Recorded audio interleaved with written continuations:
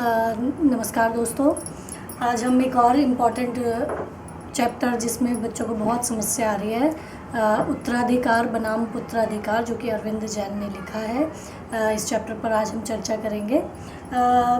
अभी कुछ समय से मैं ये देख रही हूँ कि बच्चे जो हैं वो फिर इस पे यूट्यूब पर बहुत एक्टिव हो गए हैं। अपने विषयों के लिए वो वीडियोस तलाश रहे हैं। उसमें मैंने देखा है कि कुछ वीडियोस इसमें ऐसी भी डली हुई हैं, कुछ लोगों ने डाली हुई हैं, जिनमें चैप्टर्स के नाम तक भी गलत लिखे हुए हैं और उनकी जो एक्सप्लेनेशन है वो किसी गाइड से पढ़ी हुई एक्सप्लेनेशन लग रही है। और इसमें ये भी मुझे लगा कि वो जो भी व्यक्ति बना रहे हैं वो कोई इस विषय के जानकार नहीं हैं, क्योंकि कोई भी व्यक्ति ग्लोबलाइजेशन पर और फेमिनिज़म पर, हिंदी ए, हिंदी बी और इकोनॉमिक्स सभी विषयों पर नहीं चर्चा कर सकता। और दूसरी चीज़ ये है कि आप लोग क्योंकि स्टूडेंट हैं, पढ़ने वाले बच्चे हैं, तो आप ऐसे गलत मतलब वीडियो से या इन्फॉर्मेशन से बचें।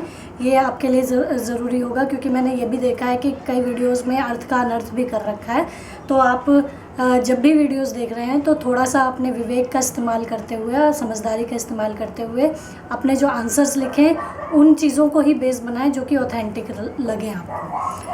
आज हम बात कर रहे हैं उत्तराधिकार बनाम पुत्राधिकार। इस पर मैंने एक दूसरी वीडियो किसी की बनी हुई देखी जिसमें इस चैप्टर का टाइटल भी गलत लिखा हुआ है। तो आप अपने दिमाग में एक तो इस चीज़ को क्लियर कर लें कि इस चैप्टर का नाम उत्तराधिकार पुत्राधिकार नहीं है।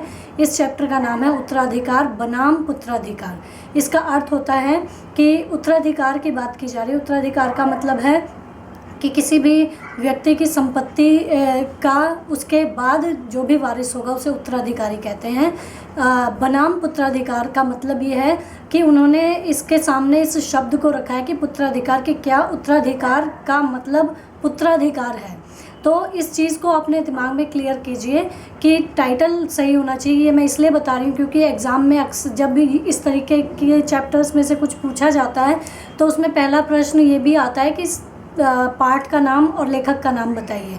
तो आप जब ये गलत चीज़ें देखते हैं तो वही चीज़ें दिमाग में रह जाती हैं। तो अपनी इन चीज़ों को ठीक कीजिए और सही चीज़ों को पढ़ने की कोशिश कीजिए, तभी आपके नंबर अच्छे आएंगे। अगर आप वहाँ ऐसी बड़ी मिस्टेक्स करेंगे, चैप्टर का नाम गलत या जो व्याख्या समझाई जा रही है वो गलत वहाँ से समझ कर जाएंगे और वहीं पर वैसा लिखेंगे, तो फिर नंबर आपको बहुत अच्छे नहीं मिल पाएंगे। चलिए अब हम बात करते हैं इस चैप्टर पर जिसका नाम है उत्तराधिकार बनाम पुत्राधिकार। बार मैं बता रही हूँ कि इसका नाम है उत्तराधिकार बनाम पुत्राधिकार और इसके लेखक का नाम है अरविंद जैन।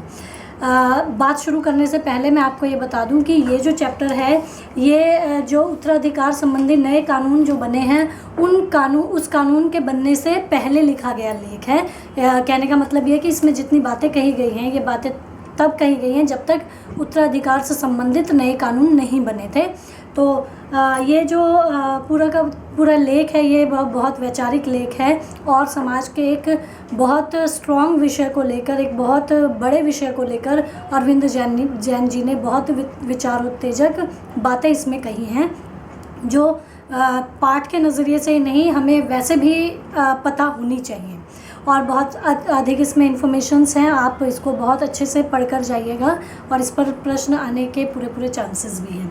इस चैप्टर की जो शुरुआत होती है वो अंतर्राष्ट्रीय श्रम संगठन की एक रिपोर्ट का जो एक हिस्सा है, कुछ पंक्तियां हैं, उससे इसकी शुरुआत होती है। उन पंक्तियों में ये कहा गया है कि पुरुषों के बराबर आर्थिक और राजनीतिक अधिकार प्राप्त करने के लिए स्त्रियों को अभी 1000 वर्षों का समय लगेगा। क्योंकि अभी तक पूंजी के ऊपर पूरा का पूरा नियंत्रण पुरुषों का है। जब तक पूंजी पर पुरुषों का नियंत्रण खत्म नहीं होगा तब तक स्त्रियों को समानता नहीं मिल सकती। इस विचार के साथ ये जो लेख है शुरू होता है। इस लेख में बहुत सारे विचार करने वाले बिंदु हैं जिन पर अरविंद जैन जी ने इस पर विचार किया है। सबसे पहला जो बिंदु है वो बिंदु है उत्तराधिकारी होगा कौन, उत्तराधिकार की ज़रूरत होती क्यों। उत्तराधिकार की ज़रूरत, सबसे पहला प्रश्न है उत्तराधिकार की ज़रूरत क्यों होती है। उत्तराधिकार की ज़रूरत इसलिए होती है कि अगर व्यक्ति की जब मृत्यु हो जाती है तो उसके बाद उसकी जो संपत्ति होगी उस संपत्ति को कौन संभालेगा, इसकी जिम्मेदारी जो दी जाती है वही उत्तराधिकार होता है। तो इसमें यह भी है कि अगर कोई उत्तराधिकारी नहीं होता तो उस व्यक्ति की जो संपत्ति है वो सरकार जब्त कर लेती है, तो इस कारण उत्तराधिकार की ज़रूरत पड़ती है। दूसरा प्रश्न इसमें ये उठाया गया कि उत्तराधिकारी होगा कौन। इसके बाद जो प्रश्न उठाया है कि उत्तराधिकारी बनने के लिए जो योग्य हैं वो कौन है, बेटा या बेटी या दोनों, इस बात पर भी उन्होंने चर्चा की है इसमें। अगला जो बिंदु जिस पर इस लेख में चर्चा की गई है वो पॉइंट है हिंदुओं में गोद लेने की जो व्यवस्था हुई है कानून के तहत, उसमें पुत्र को ही गोद क्यों लेने पर जोर होता है, इस पर बात की गई है। अगली बात, इसमें दो बहुत इम्पॉर्टेंट कानून की बात की है, एक्ट की बात की गई है। एक है women right to property act जो कि 1937 में बना था, और एक है हिंदू कोड बिल जो 1956 में हमारे सामने आया था। इन दो महत्वपूर्ण जो ये कानून हैं, इन पर इसमें बहुत विस्तार से बात की गई है और ये बहुत इम्पॉर्टेंट हैं दोनों, आप लोगों को वैसे भी पता होना चाहिए इसके बारे में। इसके बाद उन्होंने बेटियों की स्थिति पर भी चर्चा की है कि बेटियों की क्या स्थिति रही है, वो विवाहित है तो उसकी क्या स्थिति है संपत्ति के संदर्भ में, और अगर वो अविवाहित है तो उसकी क्या स्थिति है संपत्ति के संदर्भ में। इसके बाद उन्होंने एक चर्चा और की है कि उन्होंने उच्च और उच्च मध्य वर्गीय जो स्त्रियां हैं, जो अपर क्लास और अपर मिडिल क्लास की जो स्त्रियां हैं, जो कि हमें ऐसा लगता है देखने से कि उनके पास बहुत सारे अधिकार हैं, उनके पास संपत्ति होती है, उनके पास सब कुछ होता है, तो उन्हें मतलब वो समाज में क्या कहेंगे कि वो स्त्रियां समाज में दबी कुचली नहीं हैं, तो इसकी रियलिटी पर भी उन्होंने बात की है।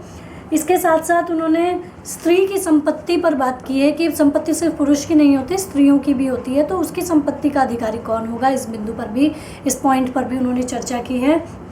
इसके बाद इसमें जो दो महत्वपूर्ण चीज़ें आई हैं, जो अगले बिंदु पॉइंट उन्होंने क्लियर किया है, वो है स्त्रीधन, दहेज, मतलब स्त्रीधन और दहेज, और साथ में उत्तराधिकारी। मतलब कि स्त्रीधन क्या होता है, स्त्रीधन के अंतर्गत उसके गहने कपड़े जितनी भी चीज़ें हैं जो उसके ससुराल में उसके साथ होती हैं वो, और दहेज जो कि उसके माता पिता ने उसकी शादी के समय उसके ससुराल वालों को दिया होगा वो। तो इन चीज़ों का उत्तराधिकारी कौन होगा, इस पर बातचीत की गई है। इसके अलावा ईसाई मुस्लिम और पारसी समाज में संपत्ति का जो अधिकार है उसकी क्या स्थिति है, इस पर चर्चा की गई है। इसके साथ बहुत महत्वपूर्ण इम्पॉर्टेंट बात, क्योंकि भारत कृषि प्रधान देश है, तो कृषि की जो भूमि है उस पर अधिकार, उसका उत्तराधिकारी कौन होगा, इस पर उन्होंने बहुत अच्छी और लंबी चर्चा की है।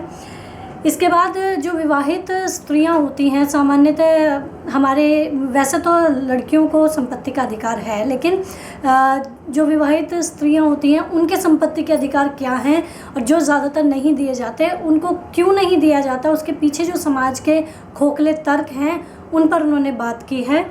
और इन सब बिंदुओं को लेकर ये पूरा का पूरा चैप्टर जो है आधारित है। तो अब हम इस पर विस्तार से चर्चा करेंगे। जो सबसे पहला पॉइंट हमारे सामने आया वो था कि उत्तराधिकारी कौन होगा।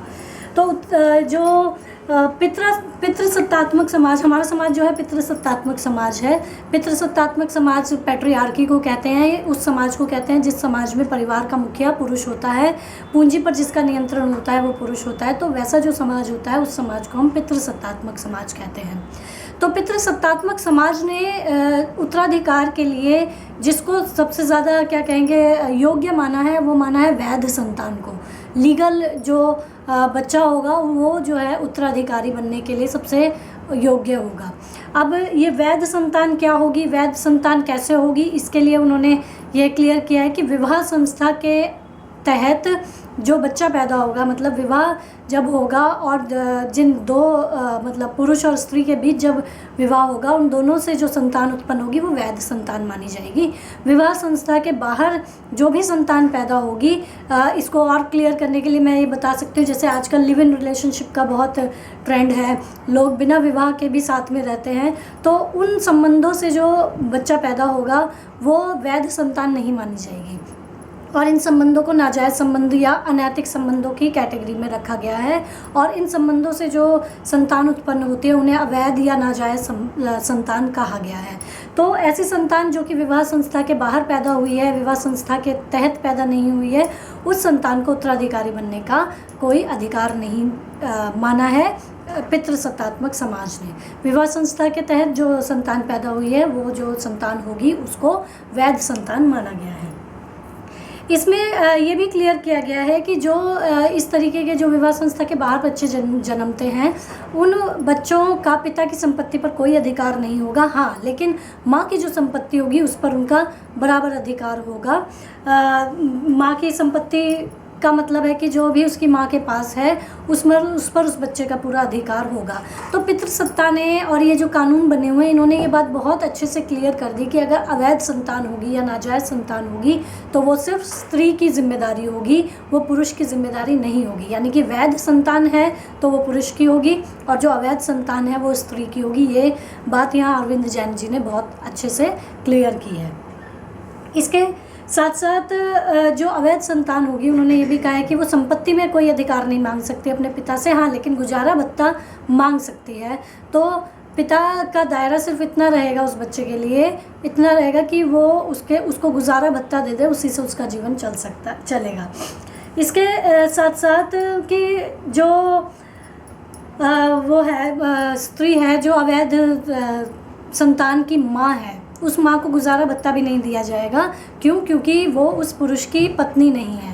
तो इस स्थिति में जो बहुत बुरी स्थिति है वो स्त्री की है कि अगर वो किसी पुरुष से बिना विवाह के संबंध रखती है तो वो उसकी पत्नी नहीं मानी जाएगी, इसलिए उस पुरुष की संपत्ति में उसका कोई अधिकार नहीं होगा। इसके साथ साथ जो उत्तराधिकार की बात की गई है, जो कानून में भी है कि उत्तराधिकारी अब बेटा या बेटी दोनों में से कोई भी बन सकता है, दोनों भी हो सकते हैं। तो इस कैटेगरी में भी जो सौतेले बच्चे होंगे या फिर जो नाजायज़ बच्चे होंगे उन बच्चों को इसमें पुत्र पुत्री की जो परिभाषा इस कानून के तहत दी गई है उनको इससे बाहर रखा गया है।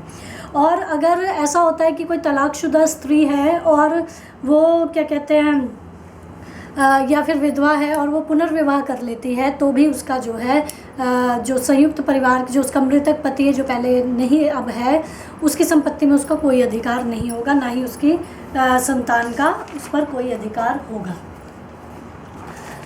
इसके बाद उन्होंने इस चर्चा से उन्होंने ये क्लियर किया है कि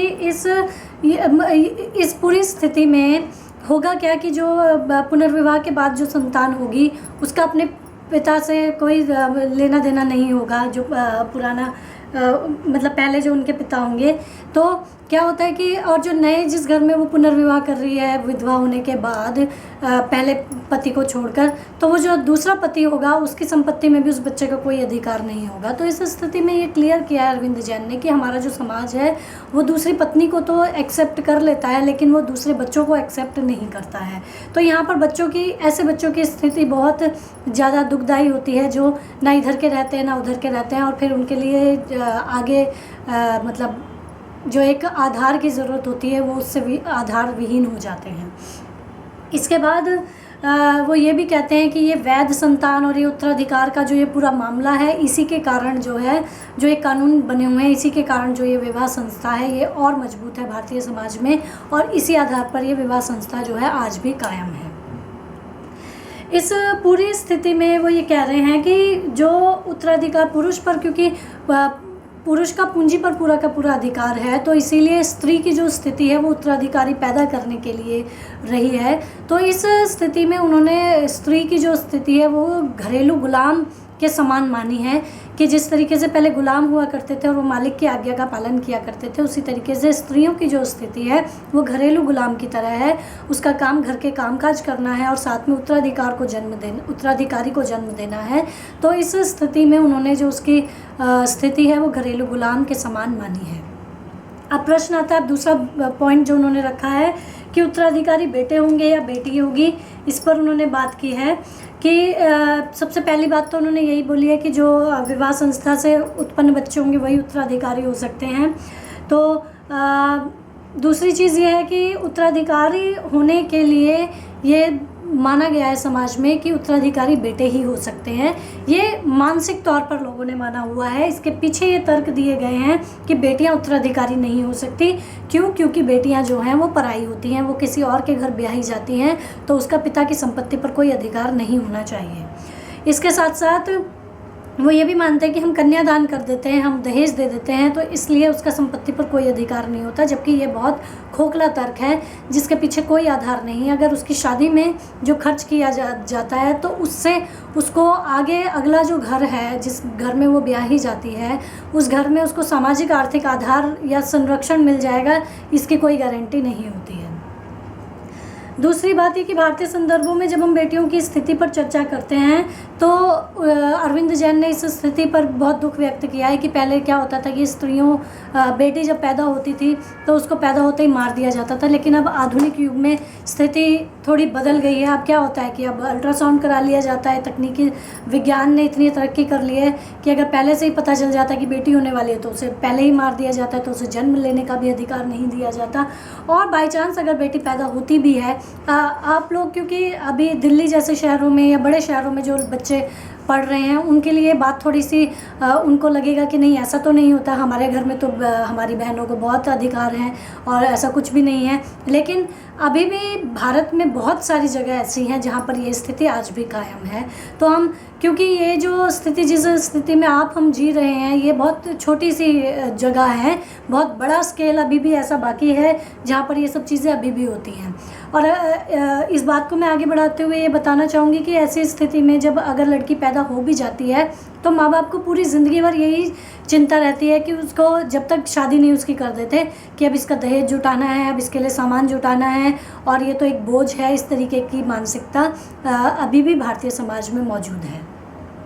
तो इस स्थिति में उत्तराधिकार की उम्मीद तो बेटियां नहीं कर सकती, क्योंकि उनके लिए जब माता पिता के लिए वो बोझ के समान रहेगी तो उत्तराधिकार उसको मिलना बहुत मुश्किल है। और यही कारण है कि हिंदुओं में आज भी पुत्र गोद लेने की परंपरा बहुत ज़्यादा स्ट्रॉन्ग है। तो इसी पर उन्होंने अगला जो पॉइंट रखा है वो ये रखा है कि हिंदुओं में पुत्र गोद लेने का प्रावधान क्यों है। पुत्र गोद लेने का जो ये पूरा का पूरा विधान है वो पूंजी पर पुत्राधिकार बनाए रखने के लिए है, क्योंकि ऐसा माना गया है कि जो संपत्ति पर अधिकार होगा वो पुत्र का होगा। पुत्रियां क्योंकि शादी करके चली जाती हैं, उनको दहेज दे दिया जाता है, शादी में खर्च कर दिया जाता है, उतना हिस्सा उनके लिए काफ़ी है। तो इस मानसिकता की वजह से पुत्र को गोद लेने को लोग ज़्यादा प्रेफर करते हैं। लेकिन 1956 में जो हिंदू कानून बना उससे पहले की जो स्थिति थी, 1956 से जो पहले की स्थिति थी, उस समय तक सिर्फ बेटों को ही गोद लिया जाता था। लेकिन 1956 में जब कानून बना तो बेटों के साथ साथ बेटियों को भी गोद लेने का प्रावधान रखा गया। लेकिन अब भी ये स्थिति है कि लोगों की मानसिकता ये है कि बेटा ही गोद लेना चाहिए क्योंकि संपत्ति को वही संभाल पाएगा। इसमें एक बात और ध्यान देने योग्य है कि विशेष विवाह अधिनियम के तहत जो लोग क्या कहेंगे कि दूसरे धर्म में शादी कर लेते हैं, उनके लिए उन स्त्री पुरुषों में इस नियम की जो धारा 19 और 20 है, उस धारा के तहत जब वो दूसरे धर्म में विवाह कर लेते हैं तो उनका अपने परिवार से सारे संबंध खत्म हो जाते हैं और उनके परिवार की संयुक्त संपत्ति पर से पूरा का पूरा अधिकार समाप्त हो जाता है अगर वो दूसरे धर्म के लोगों से शादी कर लेते हैं। इसी में जो हिंदू दत्तकता यानी कि गोद लेने और भरण पोषण अधिनियम 1956 है, इसके धारा 7 के अनुसार जो है संतान गोद लेने का अधिकार दिया गया था। और लेकिन इसमें जो इस अधिनियम की जो धारा 7 है उसमें ये बहुत क्लियर है कि अगर बेटा गोद लिया जाएगा तो ही पिता को प्राकृतिक संरक्षक मतलब पिता को बच्चे की देखभाल करने का अधिकार मिलेगा। अगर वो पुत्र लेता है, अगर बेटी लेता है तो वो नहीं मिलेगा। 1990 में इस प्रावधान में हालांकि संशोधन हो चुका है, संशोधन की मांग की गई है और जो नए उत्तराधिकारी अधिनियम बने हैं उसमें परिवर्तन आए भी हैं। यहाँ दो जो कानून हैं उनकी बात बहुत स्ट्रांगली अरविंद जैन ने की है। सबसे पहला women right to property act जो कि 1937 में बना था। इस एक्ट से पहले जो हिंदू विधवा हुआ करती थी उनको हिंदू विधवा का मतलब है कि अगर किसी हिंदू परिवार में बेटे की मृत्यु हो गई है तो उसकी जो विधवा पत्नी होगी, इस एक्ट से पहले उनको संयुक्त परिवार से सिर्फ गुजारे के अलावा कुछ भी नहीं मिलता था, लेकिन इस एक्ट के बाद जो है उसको संपत्ति में अधिकार मिलने लगा। लेकिन ये कानून है, इसकी वास्तविकता ये है कि अभी भी स्थिति ये है कि ऐसा कुछ हो जाता है, ऐसी किसी के साथ आपदा मतलब ऐसी घटना किसी के साथ घट जाती है तो उस विधवा स्त्री को बहुत सीमित अधिकार प्राप्त होते हैं। आज भी ये स्थिति है कि जो संपत्ति है विधवा स्त्री की, जो संपत्ति मिलनी चाहिए विधवा स्त्री को, वो संपत्ति विधवा स्त्री को ना मिलकर उस परिवार के पुरुष को मिलने के चांसेस ज़्यादा बने हुए हैं, क्योंकि हमारी समाज व्यवस्था इस प्रकार की है। दूसरे कानून की जो इन्होंने बात की थी वो है हिंदू कोड बिल, जो 1956 में आया था।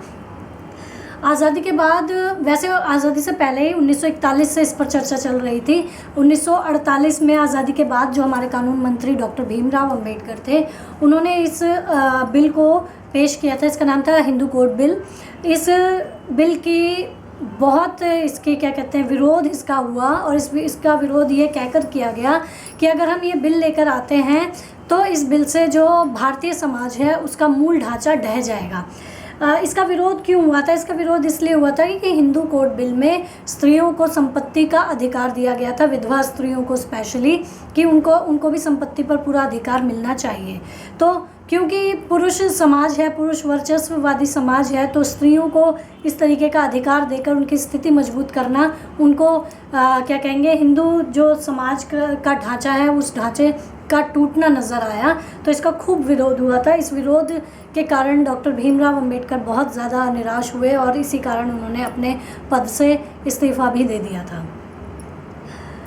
जो ये कानून बना था, इस कानून में भी 1956 में जो हिंदू कोड बिल आया, इसमें उत्तराधिकार, दत्तकता और भरण पोषण और संरक्षकता के लिए जो हिंदू कानून बना, उसमें भी स्त्रियों के जो अधिकार मिले, क्योंकि ये बाद में पास हो गया था, लेकिन अधिकार जो मिले वो भी बहुत सीमित मिले, पुरुषों के समान नहीं मिले। इस बिल में जो प्रावधान दिया गया है उसमें हिंदू व्यक्ति की जो संयुक्त परिवार की संपत्ति होगी उसमें पुरुष का हिस्सा होगा, तो जो उसके उत्तराधिकारी होंगे इस बिल के अनुसार, उस उत्तराधिकारियों में बेटी, विधवा, माँ, इन सबको हिस्सा मिल सकता है। ये इसमें क्लियर दिया हुआ है कि जो संयुक्त परिवार की संपत्ति होगी उसमें सभी को हिस्सा मिलेगा, यानी कि उस पुरुष की बेटियों को भी हिस्सा मिलेगा, विधवा को भी हिस्सा मिल सकता है अगर विधवा स्त्री है, और माँ को भी उसमें हिस्सा मिलेगा। तो इसके बाद जो इस पर बात करते हुए अरविंद जैन जी ने कहा है कि संयुक्त परिवार में जो रिहायशी मकान होगा जिसमें लोग रह रहे होंगे वे लोग, उसमें अविवाहित और तलाकशुदा जो बेटियां होती हैं या विधवा हो, उनको सिर्फ रहने का अधिकार है, वो उसका बंटवारा नहीं करवा सकती, उसमें वो अपना अधिकार नहीं मांग सकती। इसके साथ अगर मरने से पहले उस व्यक्ति ने वसीयत ना की हो और बंटवारा मृत्यु से पहले ही हो गया हो, तो जो जितने भी उत्तराधिकारी होंगे जिसमें बेटियां भी शामिल होंगी, तो उन सबको बराबर का हिस्सा मिलेगा। और लेकिन जितना बेटों को मिलता है उतना बेटियों को नहीं दिया जाता। उनके इस अधिनियम में भी ये चीज़ है कि ज़्यादा से ज़्यादा फ़ायदा जो है वो भाइयों को मिलता है, बहनों को नहीं मिल पाता है। तो अगर बेटों के नाम कर रखी होगी संपत्ति, मतलब वसीयत अगर पहले से कर रखी है और बेटों के नाम अगर संपत्ति पहले ही कर दी है मरने से पहले, तो फिर वो बहुत ही क्लियर है कि जो उस घर की बेटियां हैं उनको कोई इसमें संपत्ति में अधिकार प्राप्त नहीं होगा। इस पूरी चर्चा में, इन कानूनों की चर्चा करते हुए अरविंद जैन जी ने बेटियों की स्थिति पर भी चर्चा की है कि पितृसत्तात्मक समाज में बेटियों के दो रूप हैं। एक है अविवाहित स्त्री जिनकी शादी नहीं हुई है, और एक है विवाहित स्त्री। तो इन दोनों की स्थितियाँ किस प्रकार की हैं? तो उन्होंने बोला है कि सबसे पहले जो अविवाहित बेटियां जो होती हैं, उनके साथ क्या होता है कि भाई जो हैं वो उनकी नाम की जो संपत्ति होती है, पहले तो उस चीज़ से उन्हें अवेयर नहीं होने देते हैं, जागरूक नहीं होने देते। वो उनके हिस्से की जो संपत्ति होती है उसको भी जो है वो अपने हिस्से में मिला लेते हैं। दूसरा, अगर वो विरोध करती है तो इसमें क्या होता है कि खूब लड़ाई झगड़े होते हैं जिसमें स्त्रियां भी पढ़ना नहीं चाहती होती हैं। इसके बाद जो इसके पीछे जो वो कारण देते हैं वो ये देते हैं कि अगर पिता नहीं है तो उसकी जो बहन है उसकी शादी की जो जिम्मेदारी है वो भाई की है, और इसमें जो खर्चा होता है वो उसके हिस्से के लायक काफ़ी है, तो इसलिए उसको संपत्ति में अधिकार नहीं दिया जाता। इसी तरीके से जो विवाहित बेटियां होती हैं उनके साथ ये होता है कि वो संपत्ति में अपना अधिकार मांगकर अपने भाइयों से अपनी बात नहीं बिगाड़ना चाहती, संबंध नहीं बिगाड़ना चाहती। और ये भी एक सामाजिक मान्यता है कि ससुराल में भाइयों के बिना इज्जत नहीं होती। तो इन सब जो ये सामाजिक आडंबर जो बने हुए हैं स्त्रियों के लिए, यही कारण है कि जो स्त्री है उसको संपत्ति का वो अधिकार प्राप्त नहीं है जो उसको होना चाहिए। तो व्यावहारिक स्थिति ये है कि अधिकार प्राप्त होने के बावजूद भी स्त्रियों को उनका हिस्सा नहीं मिलता, और अगर किसी को मिलता भी है तो वो उसे छोड़ देती है भाइयों के लिए। लेखक इसमें कहते हैं कि जो समान नागरिक संहिता है जिसके अनुसार सभी नागरिक समान हैं, स्त्री पुरुष सब समान हैं, इस समान नागरिक संहिता के बावजूद आज भी स्त्री समानता से बहुत दूर है। इसके साथ उन्होंने ये भी कहा कि वसीयत बनाने का जो ये कानून है इसके कारण जो है स्त्रियों का जो अधिकार है, उत्तराधिकारी कानून जो है वो बिल्कुल अर्थहीन और व्यर्थ है, क्योंकि इसमें स्त्रियों का कोई स्थान नहीं है। उन्होंने ये भी कहा है कि पितृसत्ता ने हर स्थिति में, कानून होने के बावजूद भी, कानून होने ना होने की स्थिति में भी, या कानून जब नहीं बने थे उससे पहले भी, पितृसत्ता ने ऐसे ढेर सारे उपाय खोज रखे हैं जिसके तहत वो जो पूंजी पर अपना अधिकार हमेशा बनाए रखे। इसके बाद भी बात करते हैं उच्च वर्गीय स्त्रियां और जो उच्च मध्य वर्गीय स्त्रियां हैं, अपर मिडिल क्लास की स्त्रियां और अपर क्लास की जो स्त्रियां हैं, उनकी बात करते हुए वे कह रहे हैं कि ऐसी स्त्रियों को जब हम देखते हैं तो हमें लगता है कि इनके पास बहुत सारी संपत्ति है, इनके पास बहुत सारे अधिकार हैं, लेकिन इस स्थिति में भी अक्सर ऐसा देखने को मिलता है कि इसमें जो संपत्ति उनके नाम होती हैं, या तो वो बेनामी संपत्ति होती हैं, या फिर उन संपत्तियों मतलब संपत्ति जो उन स्त्रियों के नाम की जाती है उसके पीछे के कारण आयकर से बचने के लिए, इनकम टैक्स के छापे ना पड़ जाए, वो बचने के लिए अपना काला धन जो है वो सफ़ेद दिखाने के लिए इन संपत्तियों को स्त्रियों के नाम कर दिया जाता है, या भ्रष्टाचार से कमाई गई जो रकम होती है उसको सफ़ेद दिखाने के लिए, वाइट मनी दिखाने के लिए जो है इन स्त्रियों को लिमिटेड अधिकार दे दिए जाते हैं।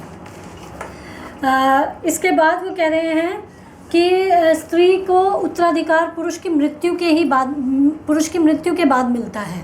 तो यानी कि ये बहुत बुरी स्थिति है कि अगर उत्तराधिकार स्त्री को चाहिए तो उसको अपने पति के या अपने भाई या अपने बेटे की मृत्यु का इंतज़ार करना पड़ेगा, जो कि ये बहुत बहुत बेतुका सा तर्क है कि मृत्यु के बाद ही उसको उत्तराधिकार मिले। तो वास्तविकता यही है कि उसको उनके जीते जी उत्तराधिकार कभी नहीं मिलता है। इसमें एक और स्थिति बहुत गंभीर है कि अगर बेटा, भाई हो या फिर पोता हो और उनकी कोई विधवा हो, तो संयुक्त परिवार में जब वो स्त्री जब तक रहती है तब तक तो उसका भरण पोषण चलता है, लेकिन अगर वो उत्तराधिकार की तारीख से पहले पुनर्विवाह कर लेती है तो उस परिवार की संपत्ति पर कोई अधिकार नहीं होता।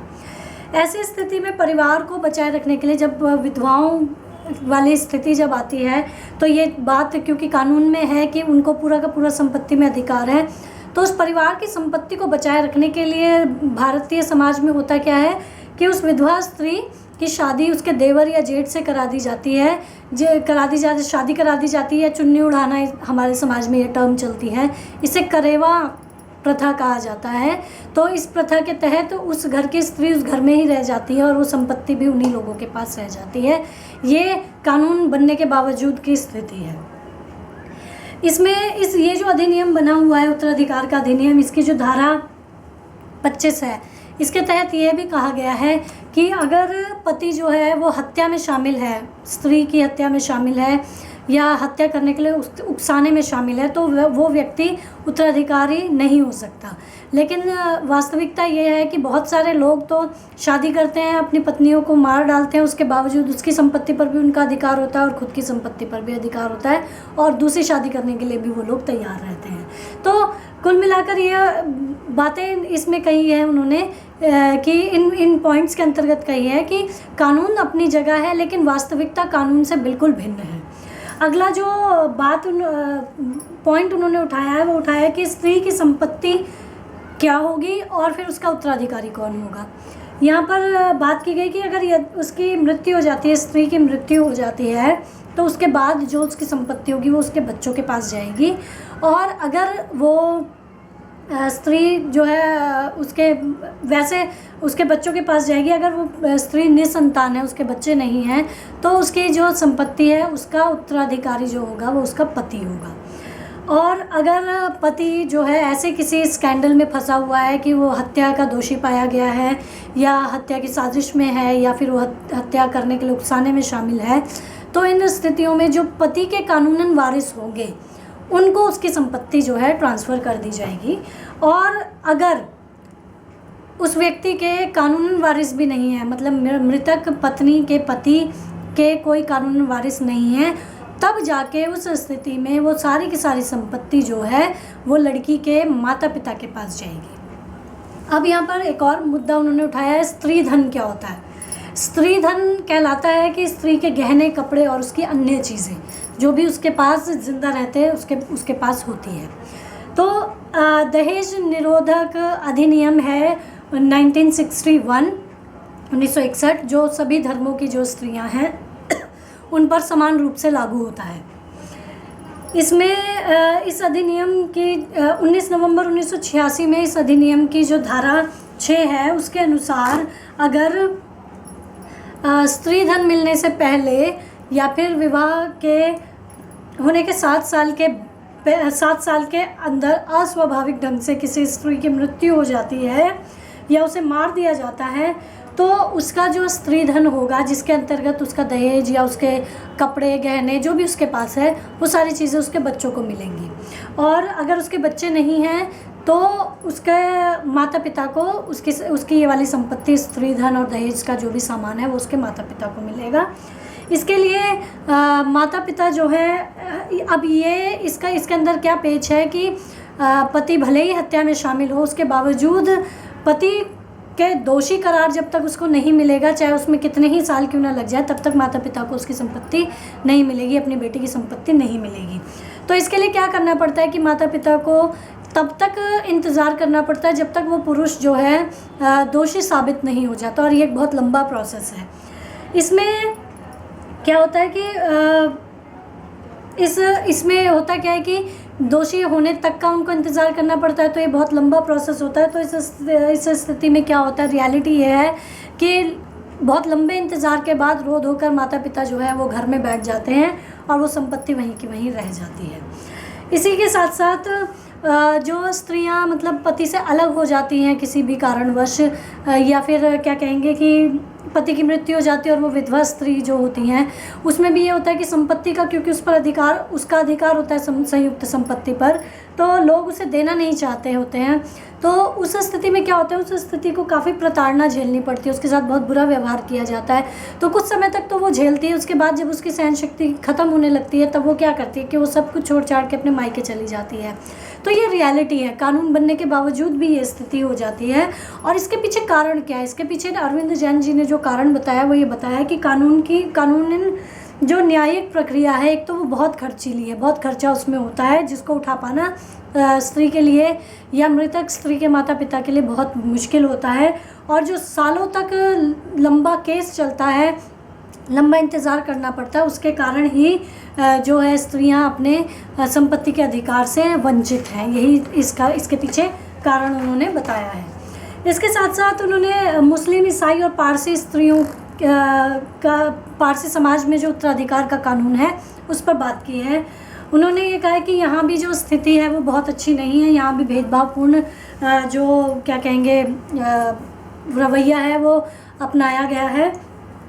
इसमें उन्होंने कहा है कि जैसे हिंदू समाज में तो जो संपत्ति का जो अधिकार है वो पुरुष के पास है और वो अपने संपत्ति को किसी को भी दे सकता है, ये पूरी संपत्ति को किसी के भी नाम कर सकता है। लेकिन मुस्लिम समाज में ऐसा नहीं होता। मुस्लिमों में सिर्फ 2 गुना हिस्सा जो है वो पुरुषों को, 2 गुना हिस्सा पुरुषों को मिला हुआ है।